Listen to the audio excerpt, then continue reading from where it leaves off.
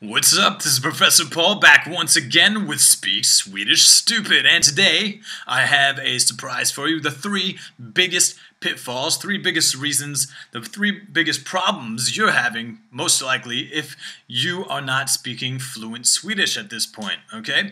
Now, a lot of people would think it has to do with grammar, but if you're watching this video and if you have Lucky 13 or have seen any of my other videos, then you probably know that Swedish grammar is pretty basic, and if you know English grammar, then it's not going to be a big deal. And even if you make mistakes between like et words and n words, you're still going to be understood, okay?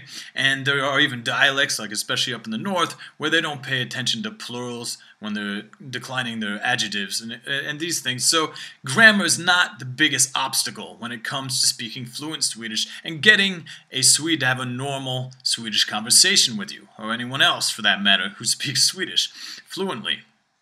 So the first thing I want to cover is vowels. Now I do cover this in Lucky 13 and I cover it in some YouTube videos, but I want to go a little more in depth to it in this video, and actually even more so in the course that I'm going to be offering you in a couple minutes. Now, here are the vowels, alright? And you probably know how to pronounce most of these by now relatively well. If not, we're going to be going into it much deeper, but to go over quickly, it's A, E, I, U, U, I, O, A, Alright? And the short versions of that would be A, E, I, O, U, I, O, E, Okay? Now, you don't normally hear those vowels in the shortened versions on their own, so they might sound a little weird, sound a little like you're some kind of primate, but that's the way they sound. And there are also, a lot of people don't understand this, there are also vowels that are a little bit in between, okay? They're not quite, and this often comes, I notice, with words that end in RG, alright, so addy, alright, where the vowel that comes before it often takes on a quality that is not quite short. It's shortish, and it's definitely not long, but it's not quite a pure short vowel. All right, so there's different nuances, and not only that, but depending on where that vowel is in a word or in a sentence, the vowels get pronounced slightly differently. Okay, and I'm going to go over all this in this mastery course that I'm leading up to right now, and where you're going to be learning how to pronounce these in many different ways. And see, what happens is you can have a long vowel that's pronounced long, depending on where it lands in the word, how long it is, and where it lands in the sentence. It can be even longer. All right? So if you have an aw that lands on the stressed part of a word in a given word, that aw is going to be much longer and deeper than it would be if that long aw landed on an unstressed part of that word, all right, that would be a short long aw. And so instead of a long aw, it'd be a short long aw. Okay?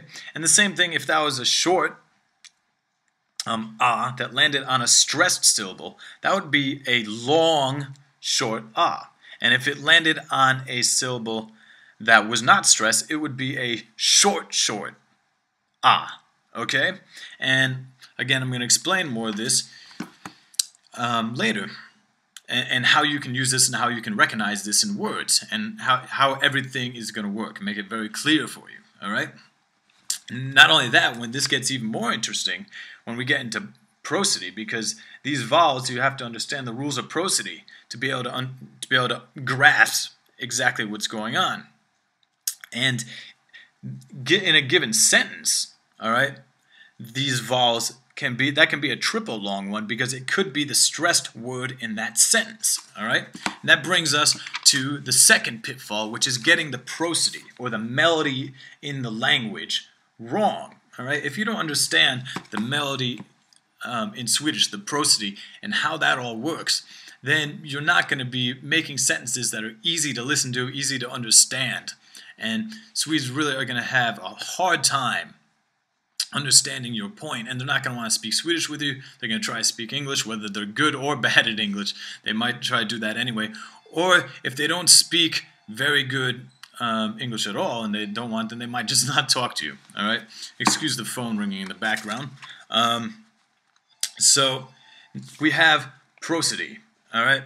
And prosody is divided up into basically two things: timing, all right, and melody. You have to know when to use certain melodies. So you have basically three pitches or tones in Swedish. All right, you have the straight tone, like in the word hus. All right, you have the up tone, like in the word huset, which is the house. All right, so house, hus, is a flat tone. Huset is an up tone. All right. And then you have a word like, let's see, tala, where that tall is a down tone, all right? So, and not only that, but these also, depending on the sentence, all right, and depending on where the certain word that has these stresses in the sentence, these uptones, downtones can be flattened or reversed sometimes. All right, when you start working with prefixes and suffixes and other parts of words. All right, and these are things you need to know, or else you won't be pronouncing the words properly. You won't sound like a Swede, and you'll be misunderstood, or you'll just be frustrating yourself and Swedes. Okay, so these also have nuances depending, and you're going to learn these rules in the course, this Swedish Mastery course, all right? Like I said, you can have long or short vowels, long or short melodies, all right? And then you have your different kinds of stresses. You have primary stresses, and you have secondary stresses, and then the other stresses that come after that if it's a larger word, all right? So now we move on to the third, and this also ties in to pronunciation and prosody, okay? Your vocabulary, all right? Your vocabulary, ordförråd, in Swedish.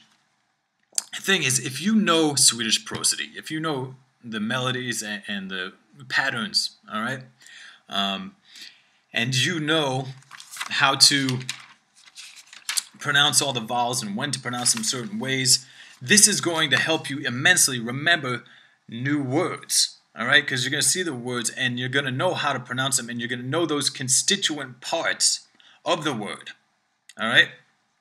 And you're going to be able to divide up Swedish words and see where the pieces are, the prefixes, and know how they're pronounced, and it's going to trigger your memory much more. It's going to ingrain that pattern, and that pattern is going to help you remember the word. All right, like the word remember. All right, you know remember, and you know that stress pattern. Okay, remembering. You know that stress pattern, and it helps you remember the word remember. Okay, that's not the best example right now, but we go much deeper into all this. All right, so recognizing new words. You're going to recognize new words a lot better when you see those. You're better pick it apart, and that will in turn help you remember the words much more, and because you'll know how to pronounce them.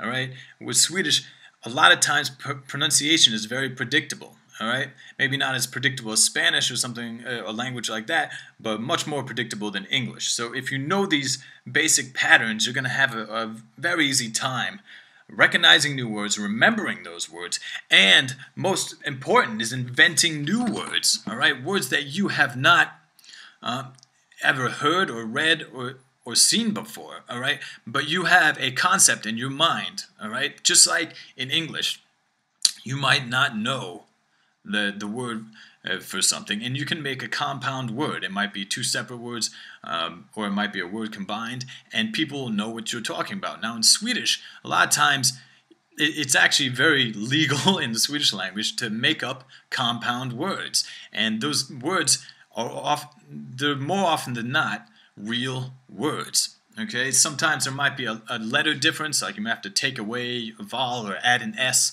in certain cases, but people are definitely going to know what you're talking about. All right, so if you say something like hot dog mustard, All right, that's a weird example. And we could say korsenap, all right, or varmkorsenap, all right, and that can be a real word in Swedish, and people know exactly what you're talking about if you stress it in the right way. That varmkorsenap, all right, and you'll understand that prosody, and that it's, if you stress it in this way, the Swedes will understand that it's one word that you're talking about right now, and you're referring to a special kind of mustard that's made for hot dogs. All right.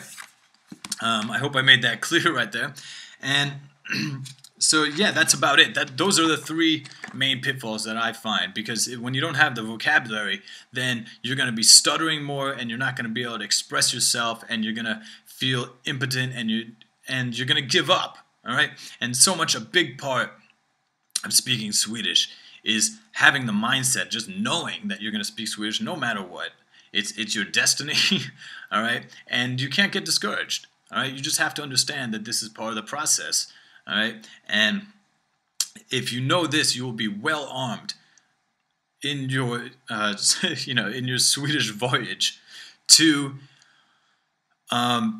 basically get through any situation that you need to while you're speaking Swedish with confidence, all right? Whether you have to use different words than you normally use in English or your mother tongue, you have to talk around the subject, or you have to make up new words, or you have to use other words you remember, or just recognizing what the other person's saying. Because when you know the rules of pronunciation, or the patterns of pronunciation, I should say, the patterns of prosody in all their deepest forms, and you start listening, you're going to start understanding that on a gut level.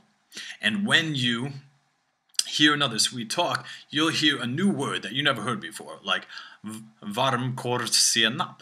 And when he says that, you'll follow his melody, and you'll realize that that's one word. It's a new word you haven't heard before, and you'll be able to put it together just like a Swede in your head to know, hey, I never heard of this word before, but he's talking about hot dog ketchup, all right? And even if you might not know that normally they call hot dog like varmkorv or korv, you'll hear something there, all right? Or you might just hear senap, and you know it's a certain kind of senap, a certain kind of mustard.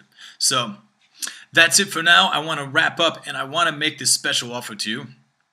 All right, this is an extremely good price that you'll see below. You can opt in and become a member of this Swedish Mastery course. You'll get access to the first volume. All right, and then you can upgrade from there as I come out with future volumes. All right, and upgrade to volume 2. And however far you want to go into this, and we're going to be in the first volume, we're going to be covering a lot of this prosody and the vowels and pronunciation, getting into that, but mainly prosody. We're going to be concentrating on that, and we're going to be going further and further and further down the rabbit hole in the upcoming volumes, all right? But right now, this is over 90 minutes of material, and just in this first volume, it took me months and months and months of research, hardcore research, going out talking to Swedes, because I had no one to explain any of this to me. And I doubt you're going to be able to find very much on the internet or in other books. I did find a couple books, but they're written in very advanced Swedish, and so it might not, and you can only find them in Sweden, so that might not be the best route for you to go. And also, it's done in very dry language that's not. It's not the easiest to understand if you're not a linguist. So, and especially if you're not a linguist in Sweden. So I think this is definitely your best bet, and you're getting an extremely good price right now. So click on the link below, opt in. It's not a big deal, and I will see you on the other side. So thanks for hanging out. This is Professor Paul, back once again, and signing out from Speak Swedish Stupid. Have a great day.